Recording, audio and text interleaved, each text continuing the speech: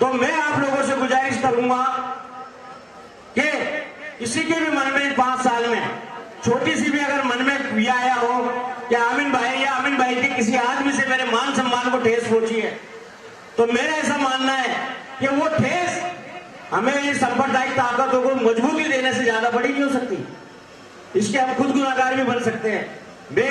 मैं भी, आप सबको पता है, मैं खुद भी नाराज था, छोटी मोटी मेरी भी नाराजगी थी, मगर अल्लाह जानता है मेरी नाराजगी इतनी बड़ी नहीं थी कि हमें आमिन कागजी को वोट के प्रति कोई नुकसान पहुंचो। इतनी बड़ी मेरी कोई नाराजगी नहीं थी, बस इतनी नाराजगी थी कि ठीक है भाई वो दूर है तो हम भी दूरी बना लेंगे। लेकिन ये नाराजगी नहीं थी कि हम आमिन भाई को वोट के हर चीज में कोई नुकसान पहुंचाएं या उनका कोई झूठा फीडबैक दें। क्योंकि मैं फिर दोबारा कह रहा हूं कि जयपुर शहर के अंदर जितना विकास इन 4 सीटों में से किशन पॉल में हुआ है, पिछले 30 साल में किसी विधायक ने नहीं करा। इस बात को मैं हमेशा बोलता है और आज फिर बोल रहा हूं। इसलिए मैं अपील कर रहा हूं कि जितनी पोलिंग करी थी कई बार, उससे ज्यादा ताबड़तोड़ पोलिंग करें। और मैं आपको विश्वास दिला रहा हूं, किसी के भाई में इतनी सी भी अगर नाराजगी है तो मैं विश्वास दिला रहा हूं मेरे को आगे पकड़ लेना, उसके मान सम्मान में कोई कमी नहीं आएगी। शुक्रिया, जय हिंद, जय भारत। अमीन भाई हैं जिन्होंने बिना भेदभाव के किसी हिंदू मुस्लिम से काम किया है। मैं आपको उस भारतीय जनता पार्टी के प्रत्याशी के बारे में थोड़ा परिचय करा दूं। उस व्यक्ति ने, मैं जिस समाज से हूं वो भी उसी समाज से है, उस व्यक्ति ने हमारे समाज को तोड़ा है, हमारे समाज को विभाजित किया है। जिस आदमी ने हमारे समाज को विभाजित किया है वो किशन पॉल विधानसभा को कैसे एक कर सकता है? आप लोग बताएं कि आप लोगों को उस ताकतों को हराना है जिन्होंने समाज को विभाजित कर दिया, वो हमारी विधानसभा में क्या करेंगे? जो आदमी काम करने में केवल हिंदू मुस्लिम देखता है और कोई काम नहीं करता, वो आदमी आप क्या विश्वास कर दोगे कि वो आदमी अपनी ईमानदारी से काम करेगा? मैं आप लोगों को विश्वास दिलाना चाहता हूं कि अमीन भाई ने कोई भी कार्य, चाहे मंदिर का हो, मस्जिद का हो, किसी हॉस्पिटल का हो, बिना अपॉर्चुनिटी के काम किया है, बिना धार्मिक उसके काम किया है। और मैं आप लोगों को बता देता हूं कि किशन पॉल के जो विधानसभा के प्रत्याशी हैं उनसे मेरे वार्ड वाले ही परेशान हैं, वो लोग ही उनसे नाराज हैं, तो आप लोग तो क्या जानो। क्योंकि उस आदमी ने 20 साल, जो 20 साल पहले पार्षद था, उसने 20 सालों में लोगों से ये नहीं पूछा कि आपके हाल क्या है। कोरोना जैसी महामारी में वो आदमी घर से नहीं निकला, घर से एक अमीन कागजी था जो अपना घर छोड़ के अपने बंगले में अकेले था और हम लोगों से मीटिंग करता था, बेटा क्या करना है, कोई भूखा नहीं रहना चाहिए। कोरोना के अंदर कोरोना की वैक्सीन आप सबको मालूम है, हमने घर घर जाके हमारे कांग्रेस के कार्यकर्ता ने, कांग्रेस के लोगों ने एक लोगों के पास जाके वैक्सीन लगवाई है। इससे बड़ा पुण्य का काम नहीं हो सकता। अस्सलाम वालेकुम वरहमतुल्लाहि वबरकातुहू।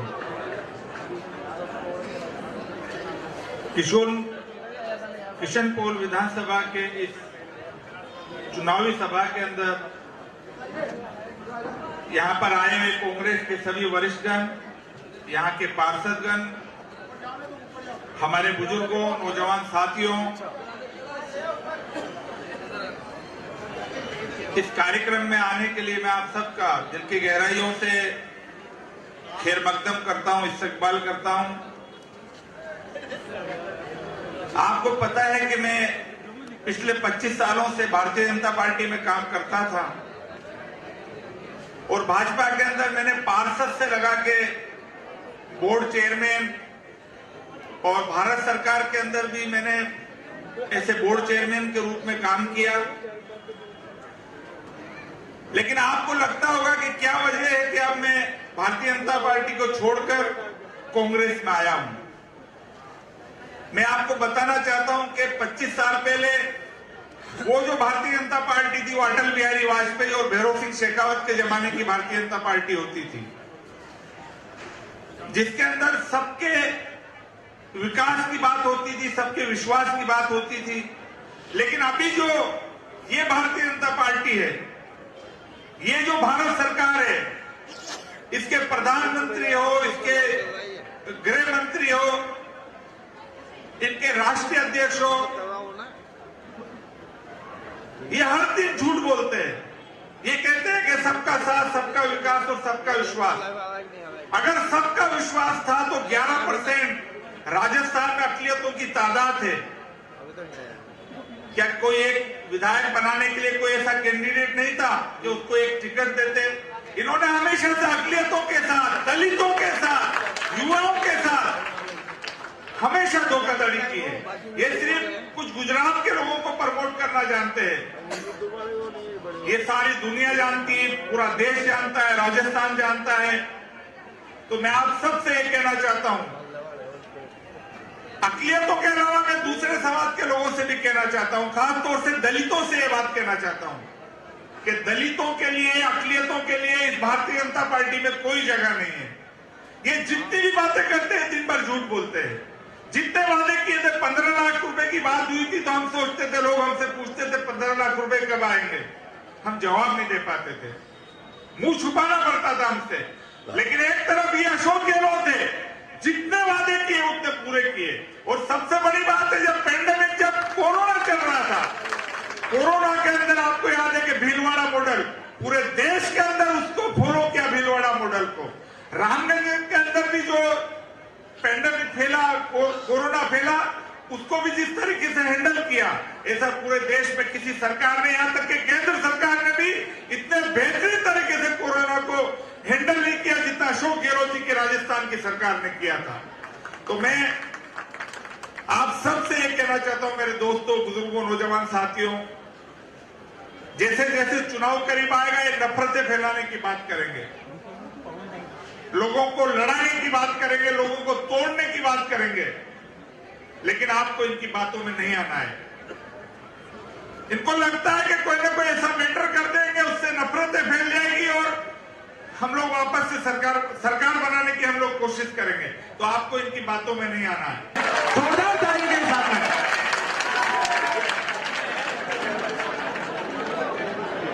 भाई अमीन पठान साहब। हेलो, आपके बीच में युवा तरुणाई हमारे भाई कन्हैया कुमार जी आए हैं। तो जयपुर की जो रवायत है कि यहाँ पे मेहमानों का बहुत जबरदस्त तरीके से इस्तेमाल करते हैं, तो एक बार जोरदार तालियों से इनका इस्तेमाल कीजिए।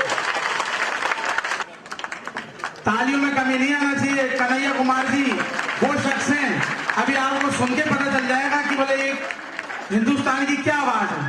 अब मैं हमारे अयूब भाई जो यहाँ के पार्षद हैं और बाकी हमारे किशन बोल के पार्षद, आप सबसे दरख्वास्त करूंगा कि भाईजान के साथ आप कन्हैया जी को, भाई अमीन कागजी जी को, सब लोगों को आप 51 किलो की माला पेश करके और इनका खैर मकदम करें, इस्तकबाल करें।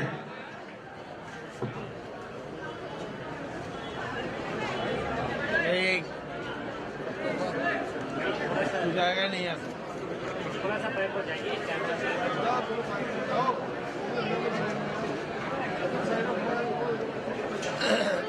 अगर दिक्कत हो तो आगे जाओ।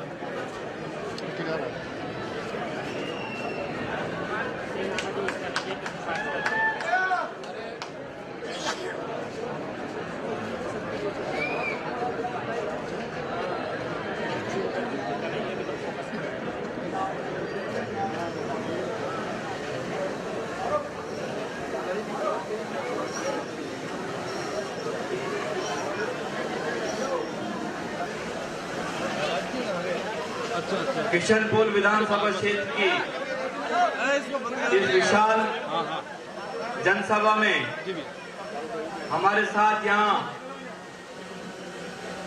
पधारे देश की आन बान शान और अपनी पहचान के लिए प्रसिद्ध कन्हैया कुमार जी, मंच पर उपस्थित शाहनवाज भाई,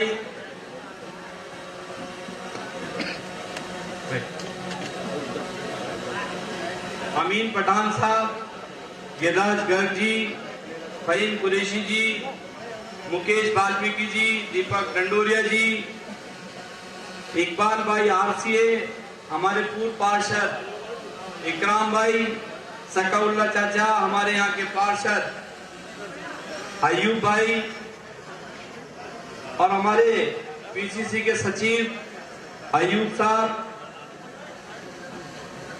तमाम पार्षदगण, हमारे यहाँ की पूर्व पार्षद भाई है ना नूरजा भाई, और मंच पर विराजमान तमाम कांग्रेस के और किशनपुर के लीडरान, हमारे बीच में पप्पू कुरैशी जी भी आए हैं, जिन्होंने कल आर तिवारी जी को समर्थन देकर बहुत बड़ा कांग्रेस पार्टी का साथ दिया है। हम उनका भी धन्यवाद देना चाहते हैं। किशनपुर 15 साल के वनवास के बाद जब हम 2018 में विधायक बने तो ये वेंटिलेटर पे था। किशनपुर की एक एक सड़कें टूटी हुई थी, सीवरेज की प्रॉब्लम थी, ना शिक्षा थी, अगर स्कूल थे तो टीचर्स नहीं थे, जहां टीचर्स थे वहां बच्चे नहीं थे। और इसी तरीके से अस्पतालों की बात करें तो डॉक्टर्स नहीं, किसी अस्पताल की ओपीडी 10, 15, हद से हद 20। इस चीज को देखकर बड़ा दिल उदास होता था। मगर मैं धन्यवाद देना चाहता हूं राजस्थान के यशस्वी मुख्यमंत्री जी को कि मैंने जब भी कोई चीज उनसे मांगी किशनपुर विधानसभा क्षेत्र के लिए, तो उन्होंने एक भी दफा मुझे कोई मना नहीं किया। और हम आज जो ये किशनपुर क्षेत्र जो आप देख रहे हैं, जो वार्ड 67 है, इसके बराबर में वार्ड 68 है और 63 है। इन 3 वार्डों में किशनपुर के कम से कम 200 करोड़ रुपए का काम यहां हो रहा है, जिसमें एक सैटेलाइट हॉस्पिटल है, एक लड़कियों के लिए कॉलेज है, यहां दरबार स्कूल राजस्थान का पहला स्कूल दरबार स्कूल था, जिसके अंदर यहाँ के बड़े बड़े नेताओं ने शिक्षा ग्रहण करी। जब हम राज में आए 18 दिसंबर 2018, उसके बाद 26 जनवरी को मुझे इत्तेफाकन वहां झंडा लहराने के लिए जाना पड़ा। तो उस स्कूल की हालत ये थी कि वो 4 फीट मिट्टी में दबा हुआ था और बच्चे सर नीचा करके गेट में से उसमें स्कूल में पढ़ने जाते थे और सिर्फ 47 या 48 बच्चों की उपस्थिति थी। हमने बीड़ा उठाया। दरबार स्कूल जयपुर की आन बान शान, बड़े बड़े नेता, बड़े बड़े यहाँ के कई लोग निकले हुए जो ऊंचे पदों पे पहुंचे, RS IAS बने। उस स्कूल की यह दशा देखकर मन ये करता था कि इसमें बहुत बढ़िया स्कूल हम बनाएं। और मुख्यमंत्री जी को धन्यवाद देना चाहता हूं कि 15 करोड़ से जयपुर का पहला स्कूल है जिसमें 32 कमरे 20 बाई 20 के लाइब्रेरी है। उसके अंदर साइंस के लिए स्टूडेंट्स के एडमिशन के लिए लैब है, वहां पे वी फैसिलिटी है, इंटरनेट फैसिलिटी है, स्मार्ट क्लासेस हैं। आप ताज्जुब करोगे, आज उस स्कूल में तकरीबन 45 शिक्षक और 750 बच्चे पढ़ रहे हैं। 750 बच्चे। आप अंदाजा लगाइए, भारतीय जनता पार्टी के 15 साल इस क्षेत्र में जो गुजरे, सारा इंफ्रास्ट्रक्चर यहाँ का कोलैप्स हो गया, यहाँ पे सारी चीजें खत्म हो गई, लेकिन आपका आशीर्वाद और सरकार की नीतियां जिसमें हम ये सब चीज कराने में कामयाब हुए। मैं धन्यवाद देना चाहता हूं मुख्यमंत्री जी को कि मुख्यमंत्री जी ने जो चिरंजीवी योजना बनाई, चिरंजीवी योजना एकमात्र ऐसी योजना है जिसके अंदर हर घर के अफराद को फ्री इलाज मिल रहा है। चाहे ट्रांसप्लांट की बात करें, चाहे स्टंट लगवाने की, हार्ट की बात करें, चाहे और मुख्तलिफ बीमारियों का इलाज की बात करें, उसके चर्चे हैं शहर में, उसके चर्चे हैं पूरे राजस्थान में। इसी तरीके से हर बच्चे को हम अंग्रेजी माध्यम का संकल्प लिया है कि हम सारे स्कूलों को अंग्रेजी माध्यम करेंगे। और 10 स्कीमें ऐसी जिसमें आपको बताना चाहूंगा मंचासीन हमारे तमाम नेताओं को कि हमने जितनी स्कीमें सरकार की 10 स्कीमें थी, उसमें 95% से ज्यादा लोगों के रजिस्ट्रेशन कराए। चाहे ये जितने भी लोग बैठे, ये जितने भी लोग यहाँ सुन रहे हैं, मैं उनसे कहना चाहता हूं कि ये काम जब ही चलते रहेंगे जब ये सरकार होगी, हम आपके बन के काम करते रहेंगे। आने वाला समय बड़ा कठिन है। अब ये इलेक्शन का दौर दौरा है, इस इलेक्शन के दौरे में मुख्तलिफ बातें आएंगी, बहुत सारी बातें फैलाएंगे और यहाँ वहां इधर उधर। मैं कहना चाहता हूं, मैं कल एक सभा में था तो मैंने उस सभा में कहा कि राजस्थान में और जयपुर में अगर कोई भी बड़ा नेता भारतीय जनता पार्टी का आए और हमसे मुकाबला करे, लेकिन हमारी शर्त है कि इन 6 चीजों को छोड़ के हमारे से मुकाबला करे। मंदिर मस्जिद की बात ना करे, हिंदू मुसलमान की बात ना करे, हिंदुस्तान पाकिस्तान की बात नहीं करे और फिर आके हमसे लड़े। हम देखना चाहते हो, हम देखना चाहते हैं वो कितने लोगों का काम कर सकते हैं। हमने इस किशनपोल विधानसभा क्षेत्र को सींचा है 5 साल में। ये वही दौर था, 2 साल कोरोना में निकले और कोरोना के समय भारतीय जनता पार्टी का एक भी आदमी मैदान में नहीं था, एक भी कार्यकर्ता मैदान में नहीं था। यही सरकार के नुमाइंदे थे, यही हमारे पार्षद थे, यही कांग्रेस के साथी थे और 21 दिन तक मैं अकेला अपने घर में अकेला रहा, लोगों के साथ रहा। एक घर में 58,000 पैकेट खाने के भेजे हमने। और चाहे कब्रिस्तान की बात हो, चाहे शमशान की बात हो, और चाहे मुर्दा घर की बात हो, और चाहे वेंटिलेटर पे रहे लोगों की बात हो, चाहे क्वारंटीन सेंटर की बात हो, हम सब जगह गए। मैं सब जगह गया। हद तो जब हो गई जब एक बच्ची के वालिद खत्म हो गए, वो आगरा के रहने वाली थी, उसको दाह संस्कार के लिए कोई नहीं मिला, उसको दाह संस्कार के लिए कोई नहीं मिला, तो मैं उसको खुद शमशान ले जाकर दाह संस्कार किया। मैंने खुद में, मैं कोरोना पॉजिटिव, मैं खुद कोरोना पॉजिटिव। हम देखिए, हमारे अंदर शिद्दत है आपकी खिदमत करने की। हम चाहते हैं हर गरीब, हर मजलूम, हर उस आदमी का काम करे जिसको सरकार की और हमारी जरूरत है। हम ये काम करना चाहते हैं। अब लोग आएंगे, मुख्तलिफ बातें करेंगे। 7-8 दिन का इलेक्शन है, आप लोगों को बहकना नहीं है, आपको भटकना नहीं है। और मेरा निवेदन है कि इलेक्शन संवैधानिक तरीके से लड़े। ये लोकतंत्र की लड़ाई है, ये हिंदू मुसलमान की लड़ाई नहीं है, ये लोकतंत्र की लड़ाई है। हमको लोकतंत्र की लड़ाई जो बाबा साहब भीमराव अम्बेडकर ने हमें संविधान दिया उसके तहत लड़नी है। मैं आपसे निवेदन करना चाहता हूं और अर्ज करना चाहता हूं कि शांति से इलेक्शन लड़े, प्यार मोहब्बत सौहार्द का इलेक्शन लड़े। हम ये शहर गंगा जमनी तहजीब का शहर है, इसमें हर मोहल्ले में, हर गली में, हर चौराहे पे आपको मंदिर मिलेगा, मस्जिद मिलेगी।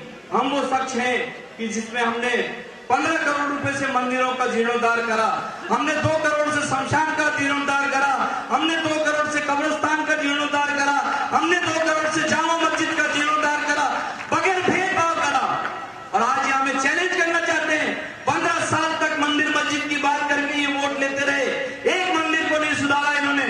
मंदिर सुधारे हमने, मस्जिद सुधारी हमने, शमशान सुधारा हमने। और हर है कि स्कूल सुधारे हमने। स्कूलों में आज ऐसा फर्नीचर जो मॉडर्न, यहाँ के जो जहां फीस लगती है 1-1 लाख रुपए साल की बच्चों की, जिनके पास फर्नीचर आलीशान नहीं, हमारे स्कूलों में आलीशान फर्नीचर, मॉडर्न फर्नीचर आपको देखने को मिलेगा। कंप्यूटर एजुकेशन मिलेगी। इससे ज्यादा और क्या करें? यह आपको देखने की जरूरत है और करेंगे, जो भी आपकी जरूरत होगी उसको करेंगे पूरा। लेकिन एक निवेदन है कि आपको शहर में इनकी जो कूटनीति है, इनकी जो नीतियां हैं, इनकी जो ये समझ है कि हम भेदभाव करके, हमारे बीच में इख्तलाफात करके, हमारे बीच में झगड़े तनाजे करके सत्ता हासिल करना चाहते हैं। मैं कहता हूं कि वो मेरा आखिरी दिन होगा जिस दिन यहाँ पे बदअमनी फैलेगी, जिस दिन यहाँ पर लोगों के आपस में ये झगड़ा कराने की कोशिश करेंगे, मैं इनको पाएंगे वहां पे।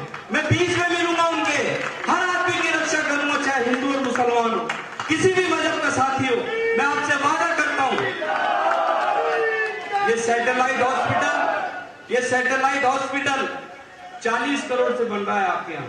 250 बेडेड साइट हॉस्पिटल, रामगंज अच्छा खाना, छोटा अस्पताल, डिस्पेंसरी, कई सारे CHC, कई सारे PSC, ये सब आपके लिए दिए, ये सब आपके लिए बनाए।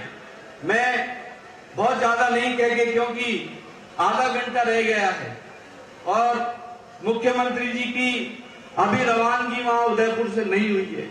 साथियों, मैं माजरत के साथ कहना चाहता हूं कि मुख्यमंत्री जी ने मेरे से वादा करा है कि मुख्यमंत्री जी 1-2 दिन में जैसे ही समय मिलेगा हमारे बीच में आएंगे।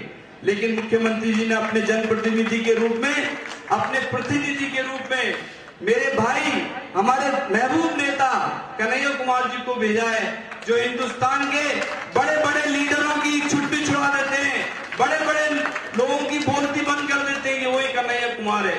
आज इनको सुनने की जरूरत है, आज इनको सुनने की जरूरत है। और एक बात और कहना चाहता हूं आखिर में, कोई आदमी ये समझे कि बगैर जंग की लड़ाई जीत ली जाती है, ऐसा पॉसिबल नहीं है। बगैर लड़ाई के कोई चीज जीती नहीं जा सकती। और ये लड़ाई मतदान की लड़ाई है। 100% मतदान करें, अपने वोट का इस्तेमाल करें। इन्हीं शब्दों के साथ मैं कन्हैया कुमार जी को, हमारे बीच में आज एक बहुत बड़ा काम हो रहा है। कन्हैया कुमार जी, आपके कदम हमारे लिए बहुत शुभ हैं। भारतीय जनता पार्टी के 7 लोग, जो यहाँ के मंडल अध्यक्ष, यहाँ के लोग जो भारतीय जनता पार्टी का झंडा लेके घूमते थे, आज हमारे बीच में, मैं आपसे आग्रह करूंगा कि उनको माला पहनाकर कांग्रेस ज्वाइन कराएं। राकेश यादव जी आए। राकेश यादव जी, धीरे पीछे हो जाओ, पीछे हो जाओ, थोड़ा पीछे हो जाओ।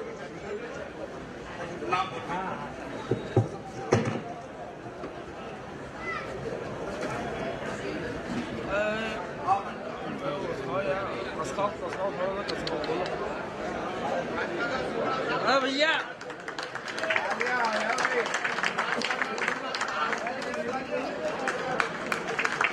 भरत यादव, भरत जी यादव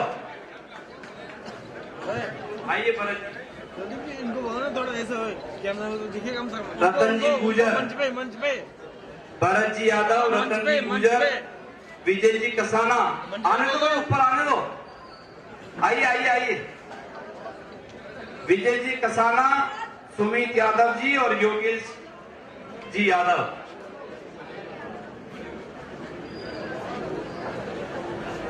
प्रकाश जी आप आ गए हैं। प्रकाश गुप्ता जी, भास्कर यादव जी भी आए हैं। भैया हेलो।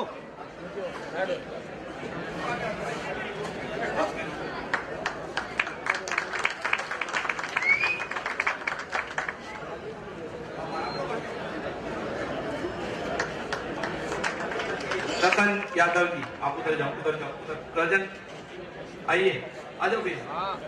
भास्कर जी आ जाओ। योगेश जी, ये योगेश जी।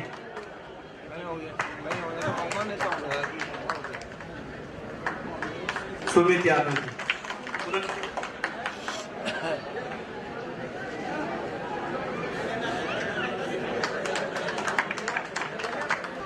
आज पिछले 15 दिन से मध्य प्रदेश चुनाव में था मैं, और मध्य प्रदेश से चलकर आप लोगों के बीच में आया हूं।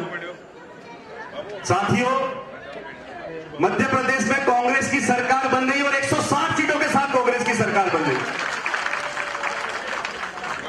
हम तो ईमान वाले लोग हैं और इस ईमान के साथ जीते हैं कि इज्जत और जिल्लत सिर्फ और सिर्फ ऊपर वाले के इख्तियार में है ना। खुदा जब किसी की हिफाजत की ठान लेता है, खुदा जब किसी की हिफाजत की ठान लेता है तो वो मकड़ी के चादर की जाली भी टांग देता है। खुदा जब किसी की हिफाजत की ठान लेता है तो वो मकड़ी के चादर की जाली भी टांग देता है। अगर वो कर ले, अगर वो फैसला कर ले तो पानी रास्ता देता है, अगर वो फैसला कर ले तो मच्छर भी जान ले लेता है। आबिद कागजी जैसा प्रत्याशी जिसने विधायक के तौर पर, अमीन कागती जी जो कि हमारे कैंडिडेट है, प्रत्याशी है, माफी चाहता हूं, उन्होंने एक मंत्री की तरह काम किया। मैं अभी उनका बुक्स देख रहा था।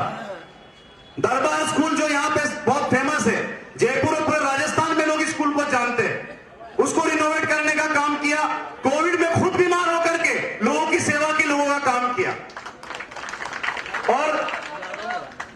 अमीन भाई, किशन नाम है, किशन पोल नाम है इस सीट का, और किशन पोल पर कन्हैया वोट मांगने आए, इससे बड़ा और सेक्युलरिज्म क्या हो सकता है? भारत का जो विचार है वो देश का विचार है, कांग्रेस का विचार है। इस सीट पर जिस तरीके से गंगा जमुना तहजीब को बचाकर रखा है हमारे विधायक ने, यह विधायक नहीं है, ये आपके लिए मंत्री की से भी ज्यादा काम किया इन्होंने। और ये जो 5 साल का काम है, ये काम इन्होंने जो मजदूरी की है, हमारे में तो ये कहा जाता है ना कि मजदूर का पसीना सूखने से पहले उसकी मजदूरी दे देनी चाहिए। तो आज आपसे मजदूरी मांगने हम सब आए हैं, भोगेंगे नहीं सब लोग।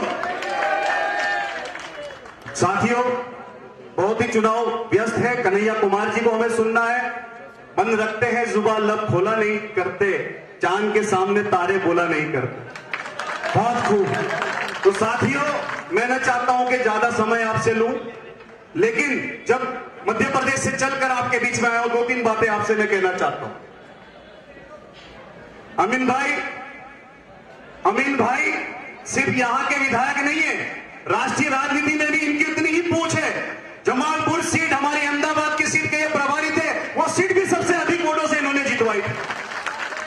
तो ऐसे प्रत्याशी को, जो हमेशा आपके दर्द में, आपके दुख में, आपके परिवार के सदस्य की तरह जो काम करने वाला व्यक्ति है, सिर्फ 9,000 वोटों से लास्ट टाइम आपने जिताया था। मैं समझता हूं आपको कम से कम 25,000 वोटों से जिताना चाहिए इनको। अमीन कागजी। और जैसा कि मैंने कहा कि ये जो भारत का विचार है, जो विचार इंसान को इंसान से जोड़ता है, जो विचार इंसान को इंसान से जोड़ता है, वो मजहब है, वो धर्म है। और जो विचार इंसान को इंसान से दूर करता है, वो राजनीति है, और वो राजनीति भारतीय जनता पार्टी करती है। दोस्तों, इस देश में नफरत फैल रही थी। दुनिया में एक लौता नेता राहुल गांधी, जिन्होंने 4,000 किलोमीटर की पदयात्रा की, किसके खिलाफ? नफरत के खिलाफ। हमारे लिए उन्होंने पदयात्रा की। और ये 4,000 किलोमीटर की यात्रा में मैं भी भारत यात्री था, हमारा भाई कन्हैया कुमार भी भारत यात्री था। ये भारत के विचार को, देश के विचार को बचाने के लिए हमने पदयात्रा की, और ये पदयात्रा का ये रिजल्ट मिला। कर्नाटक में बीजेपी को भगाया और कांग्रेस की सरकार बनी, हिमाचल में बीजेपी को भगाया और कांग्रेस की सरकार बनी, और आप सबकी दुआओं से और प्रार्थना से 2024 में भी इंडिया गठबंधन और राहुल गांधी देश के प्रधानमंत्री बने। शुरुआत में जैसे कि मैंने कहा कि जो इज्जत और जिल्लत से ऊपर वाले के इख्तियार में, मैं 5 मिनट में अपनी बात खत्म करता हूं, कन्हैया जी को दूंगा माइक, लेकिन ये मैं साबित करूंगा आपके सामने कि इज्जत और जिल्लत ऊपर वाले के इख्तियार में। सब लोग ध्यान से सुनना ये बात। इस मजमे में राइट साइड, लेफ्ट साइड, किसी भी जगह पे अगर एक भी व्यक्ति का नाम अगर कारून हो, तो मुझे आकर चप्पल मार सकते हो आप। नहीं मिलेगा। एक भी व्यक्ति का नाम कारून नहीं मिलेगा, एक भी व्यक्ति का नाम फिरौन नहीं मिलेगा, एक भी व्यक्ति का नाम यजीद नहीं मिलेगा, एक भी व्यक्ति का नाम नमरूद नहीं मिलेगा। मैं चैलेंज से बोलता हूं। लेकिन अगर मैं यहां से आवाज दूं, तो मोहम्मद नाम के हजारों लोग मिल जाएंगे, हुसैन नाम के हजारों लोग मिल जाएंगे, अली नाम के हजारों लोग मिल जाएंगे। और कन्हैया जी, आप तो प्रचार करते हैं सब जगह, आप पूछ लेना जा करके, पूरे मजमे में एक भी रावण नाम का नहीं मिलेगा, एक भी कंस नाम का नहीं मिलेगा। राम नाम के आपको हजारों लोग मिल जाएंगे, कृष्ण नाम के आपको हजारों लोग मिल जाएंगे, शिव नाम के आपको हजारों लोग मिल जाएंगे। रावण और कंस नाम का कोई नहीं मिलेगा। और ऊपर वाला जब किसी को इज्जत देता है, तो ऐसे उसको जिंदा रखता है। कोई मां अपने बच्चे का नाम रावण रखना नहीं चाहती, कंस रखना नहीं चाहती। कोई मां अपने बच्चे का नाम नमरूद या फिरौन या यजीद नहीं रखना चाहती। तो हम जिस विचार की बात करते हैं, ये विचार आपको ताकत देता है, संविधान आपको ताकत देता है। एक व्यक्ति एक मूल्य की बात करता है। जब आप ईवीएम मशीन के सामने खड़े होते हो, तो आपका मूल्य भी एक है, देश के प्रधानमंत्री का मूल्य भी एक है, और देश के राष्ट्रपति का मूल्य भी एक। अपने आप की ताकत को कम मत समझो। वहां पर खड़े हो गए आप, तो आप उस चीज को याद रखना कि एक ही सब में खड़े हो गए महमूद और अयाल, ना रहा कोई बंदा, ना रहा कोई बंदा ना। तो वो एक व्यक्ति एक मूल्य की बात संविधान में करता है। जब ईवीएम मशीन के सामने आप खड़े होते हो, आपके खिलाफ जितनी भी नफरत की बात की गई, आपके खिलाफ जितनी भी आपको गाली दी गई, टीवी डिबेट में मंच पे इसका सबका जवाब देने का मौका आपको मिलेगा। आपको मौका मिलेगा उस दिन जब ईवीएम मशीन के सामने, जैसा कि मैंने कहा कि अमीन का आपको 9-10 हजार वोटों से नहीं 25,000 वोटों से जिताना है और आपको इस हाथ की इज्जत रखनी है, अपने हाथ की इज्जत रखनी है। एक नारा लगाऊंगा, आप सबको मेरे साथ लगाना है, इसके बाद अपनी बात खत्म करो। सब अपना अपना हाथ उठाइए, सब मंच पे भी और सामने भी, और मैं जो कहूंगा उसको आप दोहराएंगे। ये मेरे हाथ का पंजा है। सब लोग पीछे से सब दोहराइए एक साथ। ये मेरे हाथ का पंजा है, ये मेरे हाथ का पंजा है। मैं अपने हाथ के पंजे को जिताऊंगा। ये मेरे हाथ का पंजा है, ये मेरे हाथ का पंजा है। अमीन कागजी को जिताऊंगा, मैं अमीन कागजी को जिताऊंगा। ये मेरे हाथ का पंजा है, ये मेरे हाथ का पंजा है। मैं कांग्रेस की सरकार बनाऊंगा, मैं कांग्रेस की सरकार बनाऊंगा। खुदा हाफिज, जय हिंद। ये दरअसल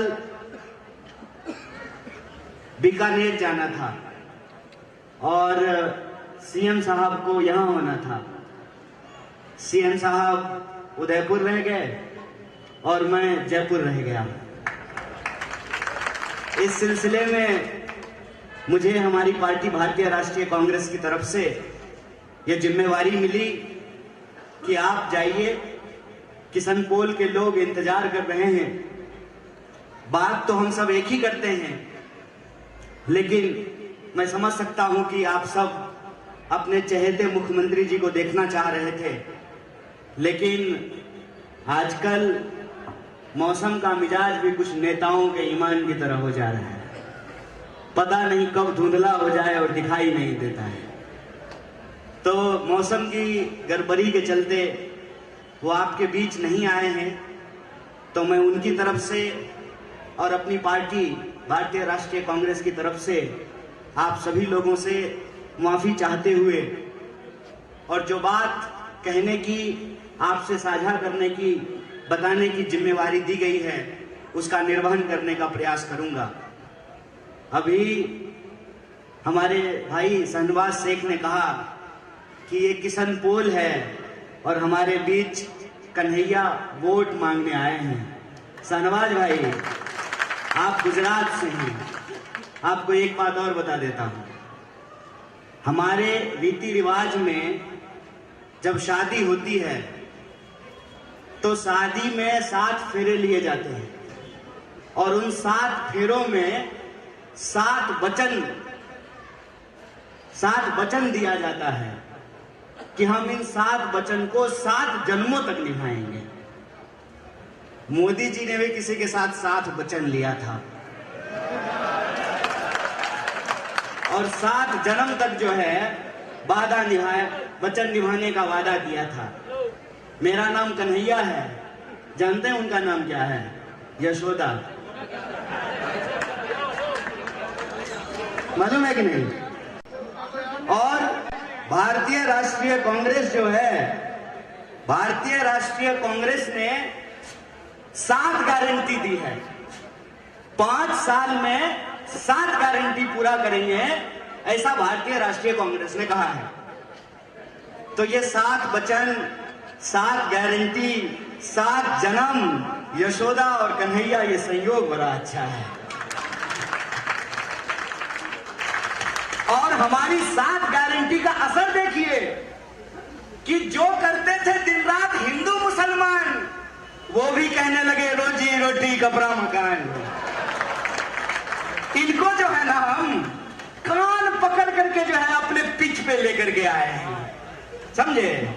जैसे इंडिया की टीम ने कैसे नाक रगड़ दिया था इंग्लैंड की टीम को, वैसे इनको कान पकड़ करके हम अपनी पिच पे लेकर के आए हैं। ये ओल्ड पेंशन स्कीम की बात नहीं कर रहे थे, ये 500 रुपया में सिलेंडर देने की बात नहीं कर रहे थे। ये कहते थे कि 500 रुपया में सिलेंडर देने का मतलब ये है कि आप सरकारी खजाना लुटाना चाहते हैं। चोरबा, आपके लिए 8,500 करोड़ का हवाई जहाज खरीदा जा सकता है देश की जनता के पैसा से। आपके दोस्त को लाखों करोड़ का कर्जा माफ किया जा सकता है। आपके लिए 15 करोड़ का कार खरीदा जा सकता है। आपको पेंशन मिल सकता है। क्या विधायक जी, आपको पेंशन मिलता है कि नहीं मिलता है? तो ये जो कांस्टेबल बंदूक लेके खड़े हैं, इनको पेंशन नहीं मिलना चाहिए? मिलना चाहिए ना। बोलिए ना, आप ही नागरिक हैं देश के, आपको भी अधिकार है, आप भी वोट दीजिएगा, पोस्टल बैलेट आपको भी देना है। क्या सरकारी कर्मचारी को नहीं पेंशन मिलना चाहिए? विधायक को पेंशन मिलेगा तो सरकारी टीचर को भी पेंशन मिलेगा, सरकारी कर्मचारी को भी पेंशन मिलेगा। और अगर विधायक जी बूढ़ा हो जाएंगे तब भी इनको पेंशन मिलेगा। अगर इंतकाल हो जाएगा तब इनकी पत्नी को पेंशन मिलेगा। तो अगर इनको पेंशन मिलेगा तो हमारे घर के भी बुजुर्गों को पेंशन देना पड़ेगा, यह बात याद रखो। और अपने बाबूजी के घर से नहीं दे रहे हो, ये हमारा पैसा है, हम ही टैक्स देते हैं। अगर हमारे टैक्स के पैसे से तुम अपने दोस्त का कर्जा माफ करते हो तो इस देश के किसानों का भी कर्जा माफ करना पड़ेगा, ये हमारी गारंटी है। और ये जो हमारी गारंटी है, इस गारंटी से घबरा करके आजकल प्रधानमंत्री भी कह रहे हैं कि मोदी की गारंटी है। हम 10 बजने वाला है ना, कोई नहीं, इनका 12 बजा देंगे हम 2 मिनट में। ये कहते हैं कि मोदी की गारंटी है। अब आप सब सुन करके अपना फैसला खुद कर लीजिएगा। मोदी जी ने एक महिला को भी गारंटी दिया था, 7 फेरा लेकर के 7 वचन निभाने का, पूरा किया क्या? मोदी जी ने यह गारंटी लिया था कि आपके खाते में 15 लाख पहुंचाएंगे, मिला क्या? 2022 तक सबके लिए पक्का मकान बनाएंगे, बना क्या? हर साल 2 करोड़ नौकरी पैदा करेंगे, पैदा हुआ क्या? बुलेट ट्रेन चलाएंगे, अरे स्प्लेंडर ही दे चला देते, चली क्या? इन्होंने एक भी वादा पूरा नहीं किया। मैं कहता हूं कि अगर भाजपा ने वादा किया होता ना तो 10 करती तो कम से कम 1 पूरा कर देती। अगर वसुंधरा जी वादा करती ना तो कम से कम 5 में से 1 काम कर देती। ये मोदी का गारंटी है तो समझ लीजिए कि पक्का पूरा होने वाला नहीं है। और इसकी सच्चाई मैंने आपको बता दी कि जयपुर में आकर के असम के मुख्यमंत्री कहते हैं कि 450 रुपया में सिलेंडर देंगे। और ये शुभ काम में देरी क्या, तुरंत गुवाहाटी में देना शुरू कर दीजिए, तुरंत लखनऊ में देना शुरू कर दीजिए, तुरंत भोपाल में देना शुरू कर दीजिए।